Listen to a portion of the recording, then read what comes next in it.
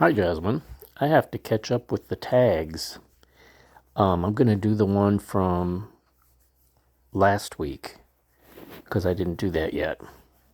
The funniest prank you ever pulled. The only thing that I can think of that comes to my mind was one April Fool's Day. My sister tried to prank me by doing the prank where she had a bunch of her friends call my phone and leave voice messages for somebody named Betty. And each message was something outrageous like, "Hey Betty, this is such and such hospital to tell you we have your kidney ready for your transplant," or something. And somebody else would call, "Hi Betty, I know you've been messing with my man. I'm coming for you, Betty." All these different messages left on my voicemail for somebody named Betty. And the whole idea of it would be my sister planned to be the last one to call and say, "Hi, this is Betty. Any messages for me?"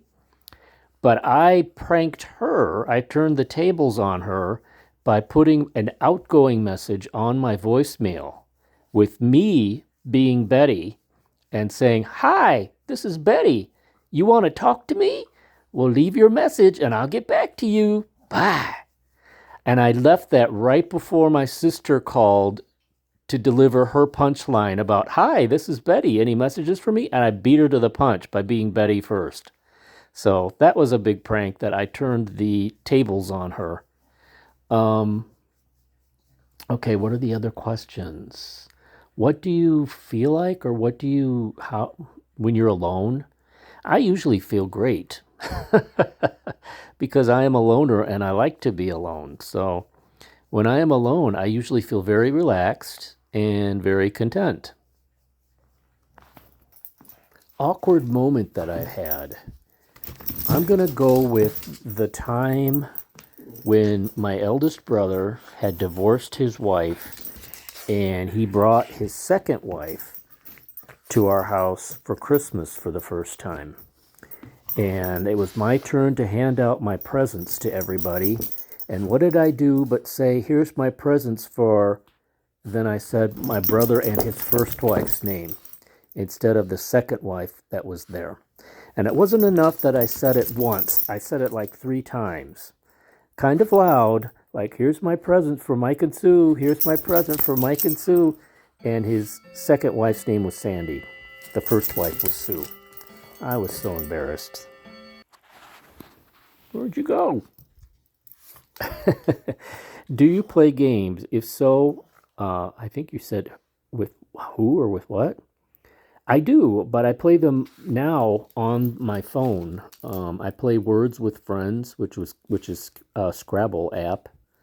I play that with my niece. I play that with a friend of mine, um, and I also play solitaire by myself. Hence the name Solitaire. I play the New York Times games Wordle and Connections online on app.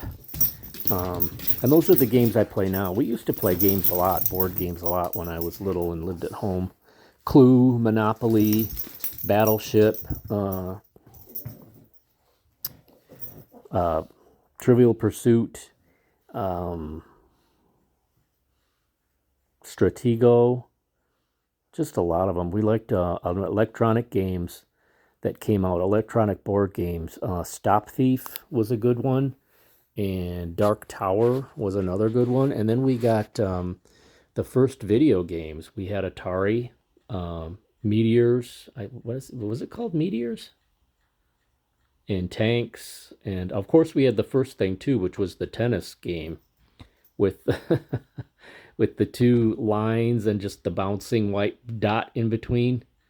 Um, there was a short time when my dad and my sister and I played Dungeons and Dragons. My dad was the dungeon master. That was fun. It's still so hard for me to think that my dad is dead. My God. Okay, next question.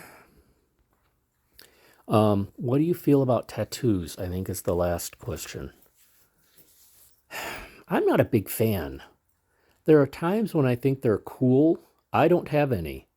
Um, I don't know. I guess I just grew up. Neither of my parents had tattoos. I don't. I think my parents kind of looked down on tattoos because they were of a generation that tattoos were low class. Um,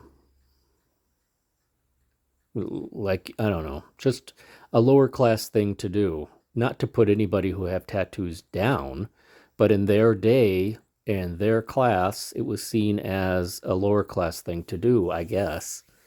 Um, and I don't know if it was seen as a Christian white middle class thing to do to get a tattoo. So, and I grew up being influenced by their attitudes. So I never got a tattoo. I don't think any of my brothers and sisters had tattoos either. But now the next generation, like my nephews and nieces, tattoos now are extremely accepted and extremely popular. And some of my nephews have quite a lot of tattoos on their legs, on their arms. Nobody has them on their face. Probably because when my mom was alive, she would have had a stroke. Um, but as far as I go, I haven't had any, and I don't really care for them. To me, they seem kind of messy and sloppy, like graffiti on a wall. I don't care for graffiti either. I don't see graffiti as art. I see it as defacing a public space. But anyway, that's just me. That's just how I was raised. So that's the influence that I've had coming out in me, I guess. Okay, those are my answers. I'm all caught up now to this week.